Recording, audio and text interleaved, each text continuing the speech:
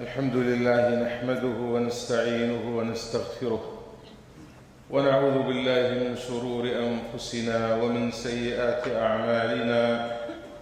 من يهده الله فهو المهتدي ومن يضلل فلن تجد له وليا مرشدا. وأشهد أن لا إله إلا الله وحده لا شريك له، وأشهد أن محمدًا عبده ورسوله جاء بالحق بشيرًا ونذيرًا بين يدي الساعة. من يطع الله ورسوله فقد رشد، ومن يعص الله ورسوله فقد غوى، ولا يضر إلا نفسه ولا يضر الله شيئا. يا أيها الناس اتقوا ربكم الذي خلقكم من نفس واحدة وخلق منها زوجها وبث منهما رجالا كثيرا ونساء، واتقوا الله الذي تساءلون به والأرحام إن الله كان عليكم رقيبا. يا أيها الذين آمنوا اتقوا الله حق تقاته ولا تموتن إلا وأنتم مسلمون.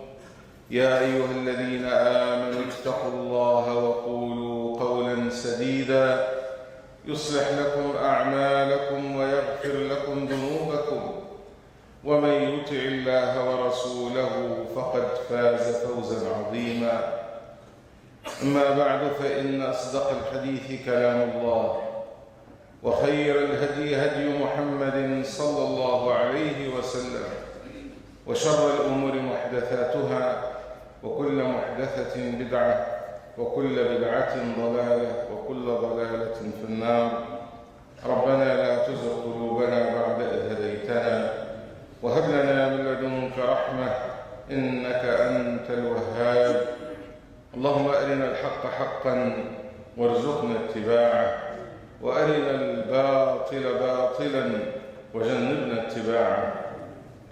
أما بعد، أيها الإخوة المؤمنون، nous avons tous vécu des événements graves. Les attentats terroristes qui ont endeuillé la France entière vendredi dernier, et avec les événements qui ont suivi, exigent de notre part de clarifier et de donner la position de l'islam vis-à-vis de tel acte terroriste. Et nous voulons préciser d'une manière la plus claire possible dans ce prêche, mais aussi on est invité toujours de clarifier la position de l'islam pour que personne ne puisse dire au nom de la religion ce qui peut justifier l'injustifiable. Notre position que nous fondons sur nos textes de référence, à savoir le Saint-Coran et la sunna, la tradition de notre prophète sallallahu alayhi wa sallam.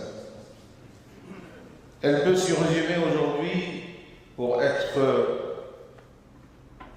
précis et être clair, en quelques points que je vais essayer d'aborder.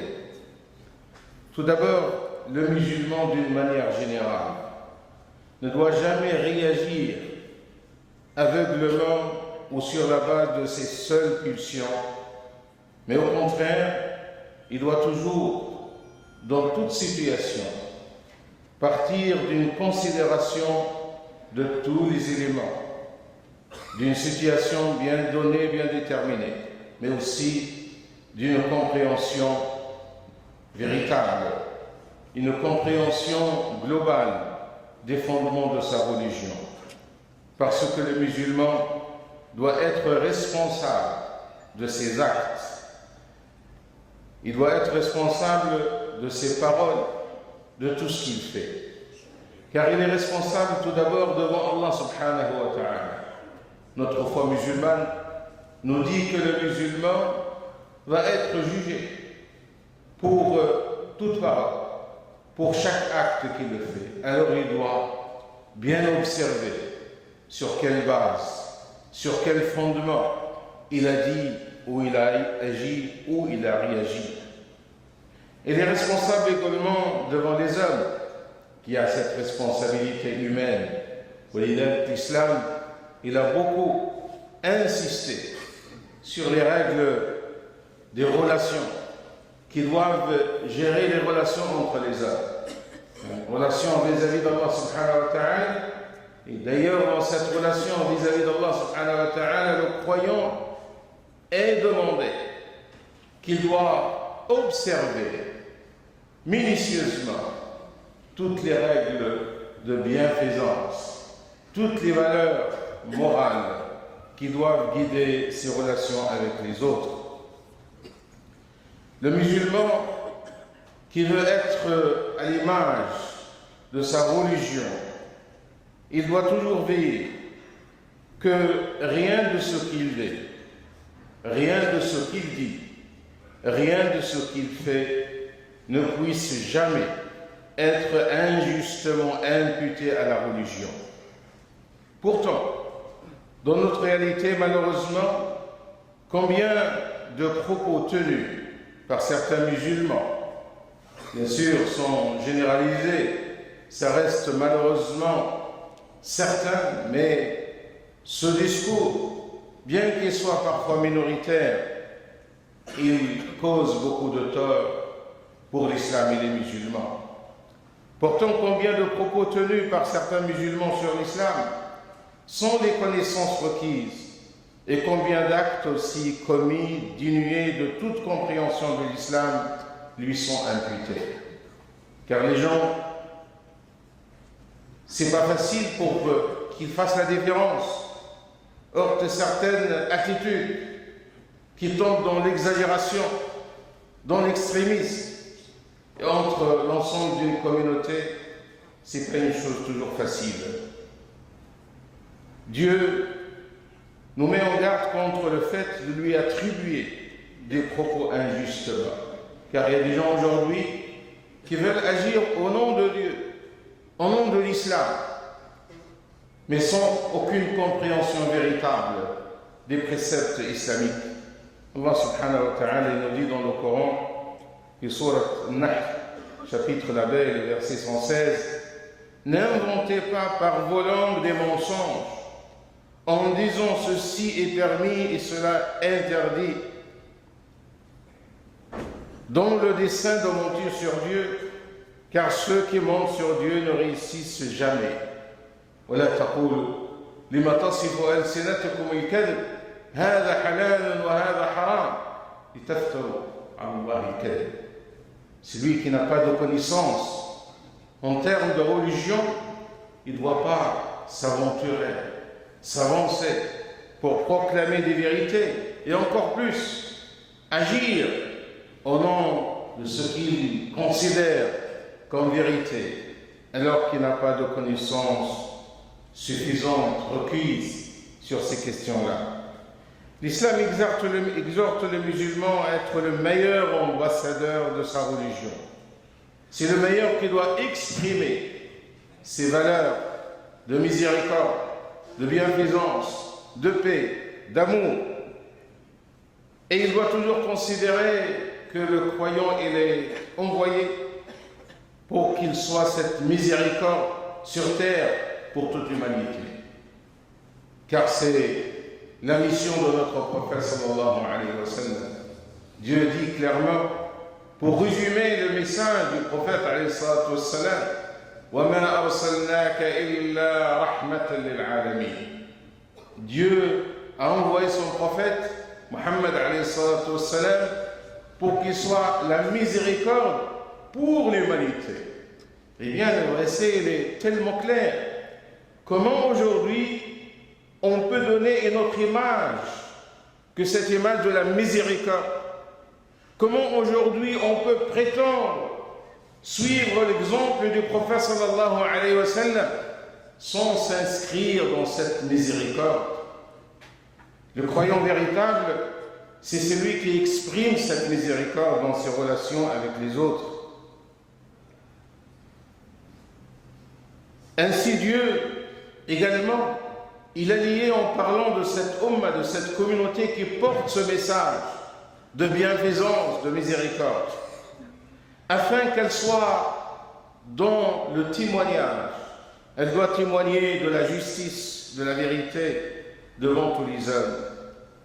Et le verset de la Sourate 2, 143, qui nous rappelle cette grande caractéristique de la umma, qu'elle soit une umma de témoignage lorsqu'elle est sur le juste milieu. Elle ne peut pas témoigner véritablement de la religion si elle ne serait pas toujours sur le juste milieu. وكذلك جعلناكم أمة وسطا لتكونوا شهداء على الناس ويكون الرسول عليكم شهيدا. C'est ainsi que nous avons fait de vous une communauté du juste milieu, afin que vous soyez les témoins des gens et que le messager soit votre témoin. Voilà ce que le croyant tout d'abord doit avoir comme attitude générale. Agir au nom des principes des fondements. C'est pas aveuglement, c'est pas en réaction sans aucune raison, mais aussi exprimer l'essence même de la religion, qui est cette miséricorde dans une vision de juste milieu et de modération.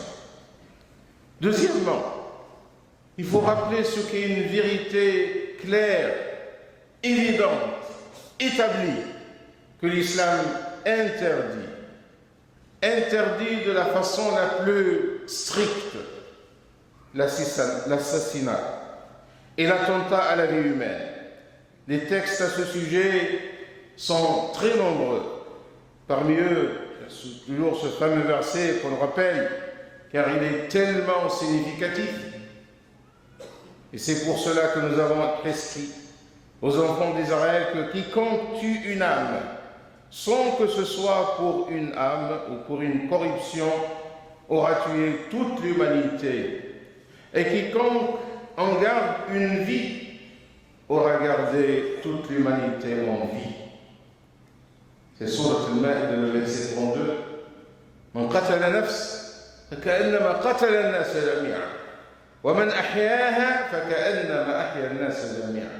Voyez bien ce verset clair qui montre la sacralité de la vie humaine.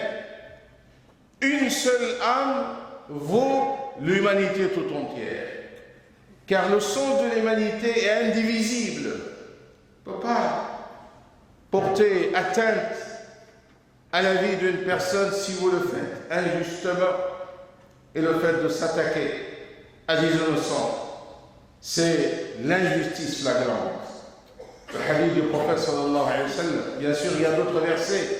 Et pour résumer, le hadith où le prophète alayhi salatu wa sallam, il nous dit la yazalu al-mar'u fi fushatin min dinihi ma lam yusib daman haraman ou kama qala sallallahu alayhi wa sallam. Le prophète, il nous dit, le serviteur peut espérer demeurer dans les largesses de la religion.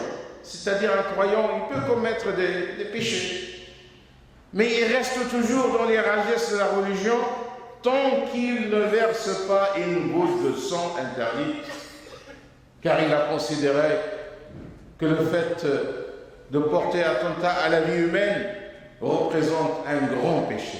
Et vous savez, le fait de tuer fait partie des péchés majeurs. Et n'est pas juste face à ces textes qui sont multiples, qui nous rappellent ce grand principe de la sacralité de la vie humaine, d'opposer à ces textes d'autres, car il y a des gens aujourd'hui qui font une lecture partielle du Coran. Ils vont nous ressortir des versets, soi-disant qui autorisent de mener des combats contre les autres. Ces versets existent dans le Coran, mais comment il faut les comprendre? Les versets, ils parlent tout simplement, et c'est l'avis de tous les grands savants musulmans anciens et contemporains.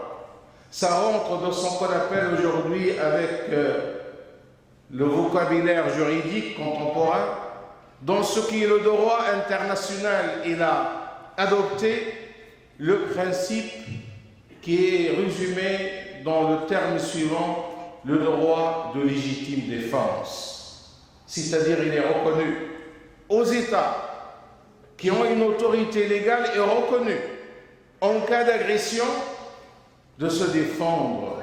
Ils ont le droit de légitime défense. Voilà comment il faut comprendre les versets dans le Coran qui parlent de cette possibilité de se défendre. Mais nullement l'islam n'a fait de ça une règle dans les relations entre les hommes. C'est pas ça la règle. La règle, elle est bien clarifiée dans d'autres versets, tel que le verset 13 de la sourate Al-Hujurat, où Allah subhanahu wa ta'ala nous dit: ô vous les hommes, nous vous avons assurément créé en hommes et femmes et avons fait de vous des peuples et des tribus pour que vous visiez mutuellement connaissance. Le meilleur parmi vous aux yeux de Dieu est le plus pieux. Ce verset, il nous rappelle clairement que tous les hommes ils viennent d'une seule et même origine et que le créateur de tous les hommes est un, c'est Allah subhanahu wa ta'ala, pour nous rappeler l'égalité parfaite entre tous les hommes, car nous sommes tous les descendants d'une seule origine, d'un homme et d'une femme. Et il nous rappelle après la deuxième vérité, qu'il a fait de nous des peuples et des tribus. C'est pour montrer la diversité qui est une réalité par la volonté de Dieu. Dieu le Créateur qui nous a créés, tous d'une seule et même origine. C'est lui qui a décidé par sa volonté que les hommes soient différents. Et d'ailleurs, dans d'autres versets, le Coran nous rappelle: parmi vous, il y a le croyant et il y a l'incroyant. Et il est libre. La ikraha fi ad-din. Faman sha'a falyu'min wa man sha'a falyakfur. Qui celui qui veut croire, qui croit, et celui qui veut nier, qui nie. Dieu a donné à l'homme sa liberté de choisir et de décider. Nous devons rappeler ces grands principes, car certains, malheureusement, ils ont une certaine confusion à cause d'un manque de connaissances et de savoir. Et ils vont tomber en quoi? Ils vont confronter les versets les uns contre les autres. Alors qu'Allah subhanahu wa ta'ala qui a fait révéler le Coran, il nous dit: وَلَوْ كَانَ مِنْ عِنْدِ غَيْرِ اللَّهِ لَوَجَدُوا فِيهِ اخْتِلَافًا كَثِيرًا. On ne peut pas avoir un livre qui comporte des contradictions. Il faut mener une lecture globale, cohérente. Ici, on revient aux versets du Coran. Ce sont des versets qui nous rappellent que la base dans la relation entre les hommes, c'est la connaissance mutuelle, comme il est dit dans ce verset.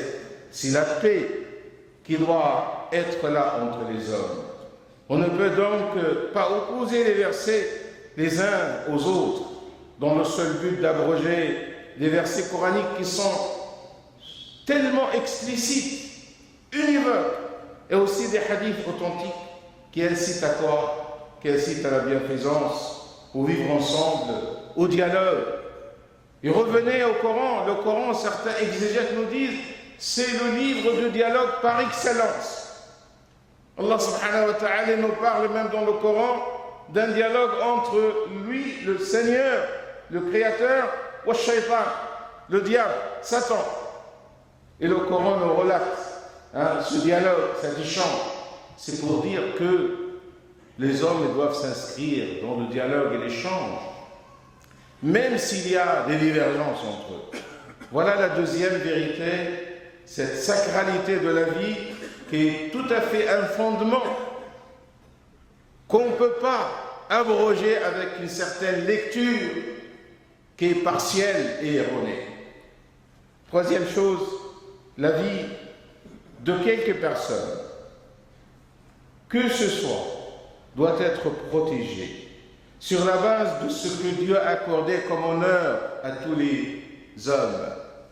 C'est le Coran qui nous dit: وَلَقَدْ كَرَّمْنَا بَنِي آدَمَ. Certes, nous avons honoré les fils d'Adam.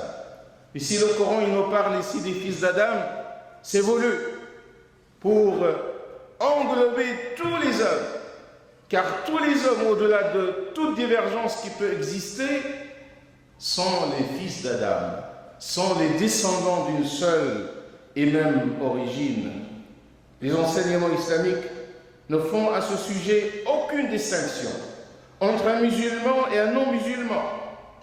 Tous, ils portent cette sacralité de la vie, ils portent cet honneur. Et Allah subhanahu wa ta'ala, c'est lui qui envoie l'ange. Vous savez, dans la tradition prophétique, on dit lorsque l'embryon est en constitution, c'est Dieu qui a envoyé l'ange pour souffler l'âme. Alors toute personne humaine sur terre, quelles que soient ses idées, ses convictions, sa foi, il porte ce souffle divin, le souffle de Dieu qui a soufflé dans chaque personne humaine. Et il ne faut jamais oublier ça. Il faut toujours, c'est Allah subhanahu wa ta'ala qui nous demande de porter l'honneur à tout âge. وَلَقَدْ كَرَّمْنَا بَنِي آدَمَ. C'est une décision, c'est Dieu qui le dit. Et le prophète sallallahu alayhi wa sallam qui nous met en garde, justement, pour ceux qui pensent que à partir du moment que tu n'es pas croyant, tu as perdu l'humanité ou ta valeur humaine. Il nous dit quiconque tue une personne. Il parle bien sûr de la société musulmane qui comporte des non-musulmans, qui vit avec les musulmans. Qui n'est pas musulman, qui a un pacte avec les musulmans, ne sentira point l'odeur du paradis. Il ne sentira point l'odeur du paradis. Quatrièmement, le musulman doit condamner toutes les injustices, quels qu'en soient les auteurs et quelles qu'en soient les victimes. Et pour cette raison, il lui est demandé de les dénoncer et de défendre la liberté de tout le monde. C'est le Coran qui nous dit, si Dieu ne protégeait pas certains humains d'autres, il serait détruit des synagogues, des oratoires, des églises et des mosquées dans lesquelles on cite le nom de Dieu à maintes reprises. C'est-à-dire que la liberté de chacun doit être protégée. Aussi, le prophète sallallahu alayhi wa sallam, lorsqu'il a dit dans le hadith « Unsur akhaka, zaliman aw mazluman » secours ton frère auteur ou victime d'injustice. Un homme lui dit « Je le secours quand il est victime d'injustice, mais s'il en est auteur, comment puis-je le secourir ?» Et qu'est-ce qu'il a dit le prophète sallallahu alayhi wa sallam? Il a dit en lui mettant des entraves à l'injustice et en l'empêchant. Ainsi le secours-tu. C'est-à-dire notre responsabilité vis-à-vis du musulman qui est dans l'injustice, c'est de l'empêcher de commettre l'injustice vis-à-vis des autres. Comme il lui est prescrit de dénoncer ce qu'elle arrive à ses frères en religion, il doit également condamner toute injustice qui frappe tout humain. Le prophète sallallahu alayhi wa sallam, il nous dit dans le hadith, craignez l'invocation d'un victime d'injustice. Vous savez, da'wat al-mazloum. Le Nabi sallallahu alayhi wa sallam dit, taqou da'wat al-mazloum, walau kana kafiran. Craignez l'invocation d'une victime d'injustice, même non croyante, car il n'y a aucun obstacle entre elle, c'est-à-dire entre cette invocation et Dieu. Voilà les principes de l'islam qui affirment cette dimension, ce respect pour l'homme et la vie de l'homme et la sacralité de la vie humaine. Cinquièmement, s'il est entendu que l'on doit condamner l'injustice que subit toute victime, car le croyant ne doit jamais être dans l'indifférence face à l'injustice. Il l'est encore davantage si ce sont tes concitoyens qui en font les frais, car tu es des leurs et les accompagnes dans les moments de joie comme ceux de malheur. Parce qu'il y a certains qui lui disent, écoutez, tous les jours il y a des victimes qui tombent. Oui, nous déplorons ces victimes. Et à chaque fois nous disons qu'on est contre les injustices partout dans le monde.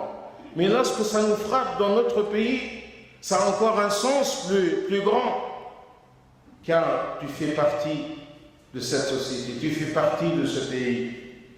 Et le prophète, alayhi salam, tous les prophètes, malgré qu'ils ont subi de la part de leur peuple des oppositions, et certains même étaient persécutés, jamais ils n'ont cessé de rappeler les liens qui les liaient à leur peuple.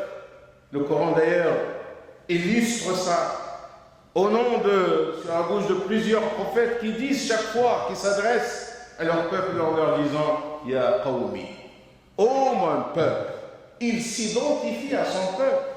Il n'y a pas cette rupture, quelles que soient les soi-disant injustices que tu peux rencontrer dans ta propre pays, ta propre société, mais tu es toujours un membre de ce corps.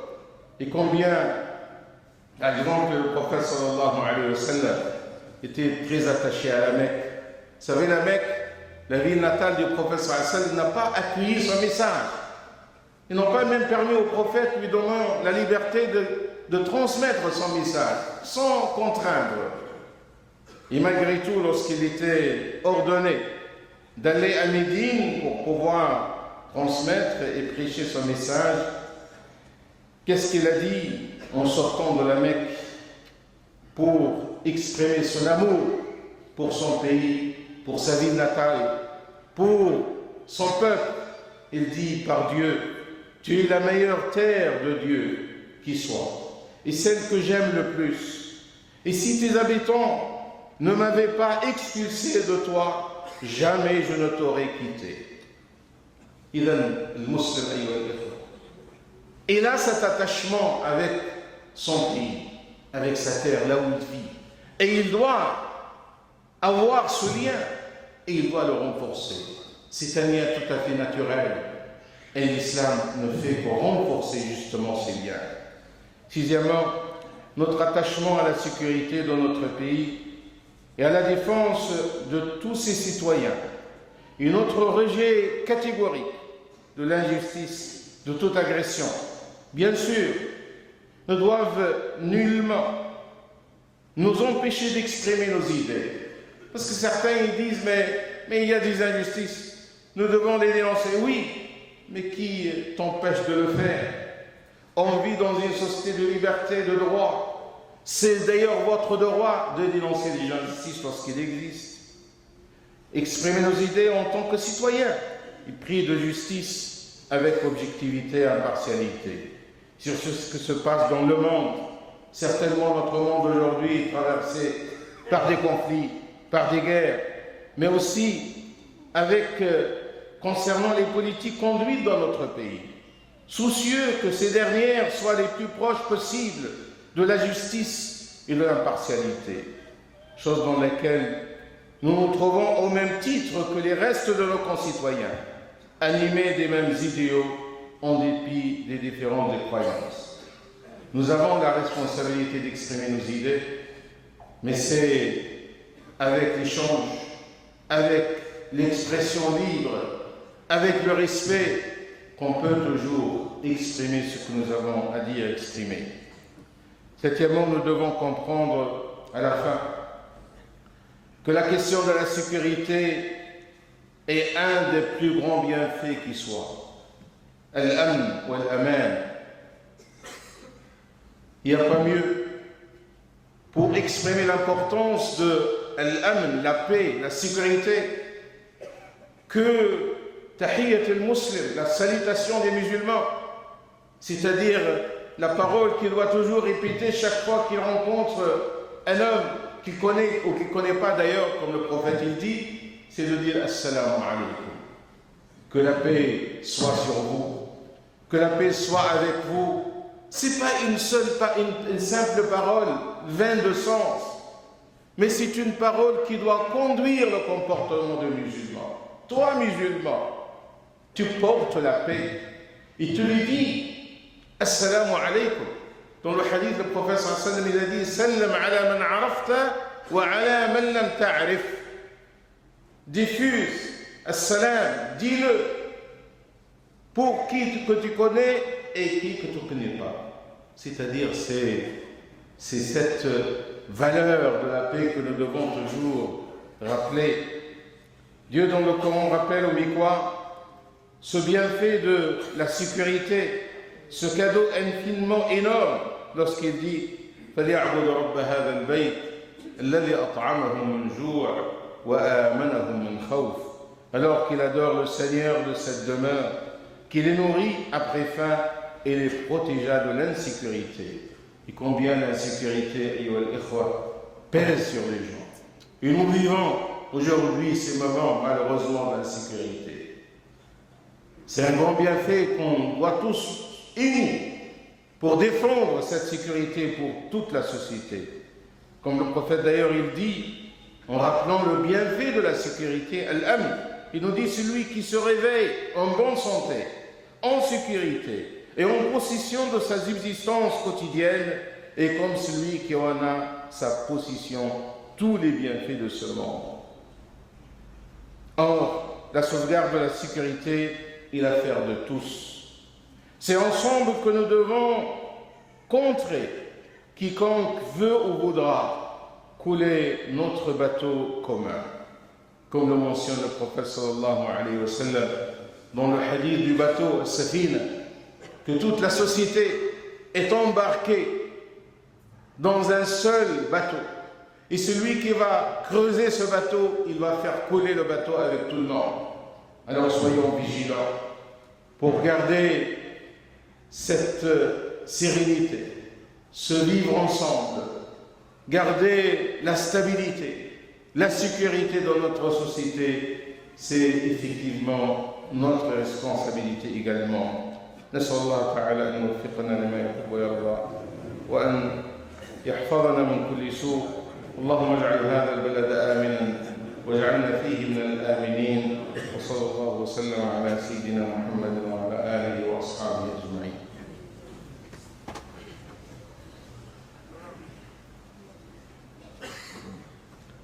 الحمد لله وحده والصلاة والسلام على من لا نبي بعده. Pour conclure, ayyuha al-ikhwa, face aujourd'hui à cette situation difficile et grave, je dois dire que le musulman, dans ces situations pareilles, il doit toujours se rappeler de son devoir. Aujourd'hui, le moment, c'est de se rappeler du devoir que chacun parmi nous doit faire. Car c'est toujours facile de chercher les responsabilités auprès d'autres causes. Certes, les situations sont complexes, les causes sont multiples, et il faut essayer de trouver des solutions, d'avoir une analyse juste, équilibrée de la situation. Mais il ne faut jamais oublier que chacun doit agir au niveau de ce qu'il possède. Il y a des choses qui vous échappent. Vous avez un avis, vous avez des propositions, vous pouvez toujours les avancer. Vous pouvez exercer également une sorte de pression sur les décideurs pour aller dans un sens où il y a le bien de tout le monde. Mais n'oubliez jamais ce que vous devez vous-même faire, votre responsabilité individuelle. Et c'est là que je rappelle aujourd'hui le plus important. Nous devons toujours faire un effort pour chercher la science, car il n'y a pas plus grave que l'ignorance. Les interprétations ignorantes. Cherchez la science auprès des personnes qui la détiennent et aux bons endroits. La science ne s'apprenne pas sur des sites internet, sur des comptes Facebook, mais il faut revenir à une référence véritable qui doit vous guider, vous orienter, mais des hommes de justice et de modération. Car ça existe, les gens qui sont dans une lecture d'exagération. L'islam n'est jamais une religion d'exagération, ni de laxisme, c'est le juste milieu. Dieu nous dit, demandez alors aux gens du rappel de savoir si vous ne savez pas. Deuxième chose, il faut qu'on double l'effort par rapport à l'éducation de nos enfants, sur les principes de tolérance en islam, sur toutes ces valeurs que je viens de rappeler. Il faut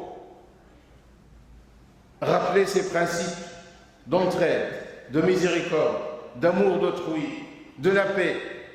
et que l'islam, dans ses principes, il interdit l'injustice et l'agression, ainsi que prendre en charge l'orientation de nos jeunes, le dialogue avec eux, afin de les protéger de toute idéologie et idée extrémiste. Il faut également enseigner les valeurs fondamentales, témoigner de cette religion de miséricorde, de juste milieu, vis-à-vis de tout le monde, car nous avons un devoir de témoignage. Malheureusement, l'islam, ou l'image de l'islam aujourd'hui, elle est kidnappée par un certain discours, un discours d'extrême, qui n'a rien à voir avec la miséricorde de cette religion. Et notre devoir, c'est de divulguer, d'enseigner, de témoigner de ces valeurs fondamentales de la religion, afin que notre pratique musulmane redonne à la communauté musulmane sa place de juste milieu.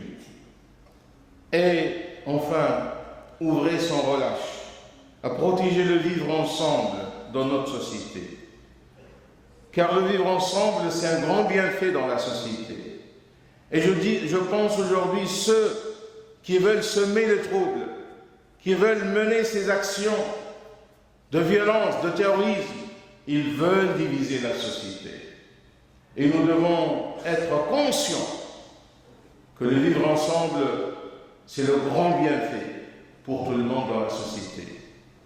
Aidez-vous dans le bien, comme Allah subhanahu wa ta'ala nous dit, la piété, et ne vous aidez point dans le péché et l'agression. Et le prophète sallallahu alayhi wa sallam, comme vous le savez, lorsqu'il est arrivé à Médine, il a établi ce qu'on appelle la constitution de Médine. Ce document qui reconnaît tous les droits sur le même pied d'égalité à tous les Médinois, musulmans, juifs, non musulmans, qui étaient à Médine. Pour dire que la première société musulmane était une société basée sur le vivre ensemble. Nous avons dans l'histoire, notre histoire, des expériences de vivre ensemble. Et aujourd'hui, nous avons l'occasion de vivre cette vie commune entre les différentes appartenances religieuses ou pas religieuses.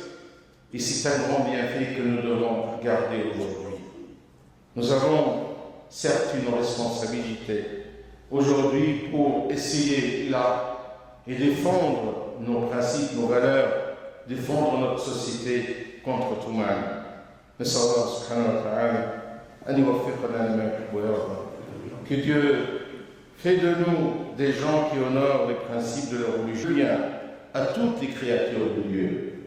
اللهم اقسم لنا من خشيتك ما تحول به بيننا وبين المعاصيك ومن طاعتك ما تبلغنا به جنتك ومن اليقين ما تهون به علينا مصائب الدنيا اللهم متعنا باسماعنا وابصارنا وقواتنا ما احييتنا واجعله الوارث منا واجعل فأرنا على من ظلمنا وانصرنا على من عادانا ولا تجعل مصيبتنا في ديننا ولا تجعل الدنيا أكبر همنا ولا مبلغ علمنا ولا تسلط علينا بذنوبنا ولا يخافك ولا يرحمنا اللهم وفقنا لما تحب وترضاه اللهم اجمع كلمة المسلمين على الخير والبر يا أرحم الراحمين اللهم اجعل هذا البلد آمن وسائر بلاد العالمين اللهم اجعلنا فيه من الآمنين اللهم اصرف عنا وعن بلادنا السوء والبلاء يا أرحم الراحمين اللهم ردنا إليك ردا جميلا وردنا إلى كتابك ردا جميلا اللهم اشف مرضانا ومرضى المسلمين وارحم والدينا وجميع موتى المسلمين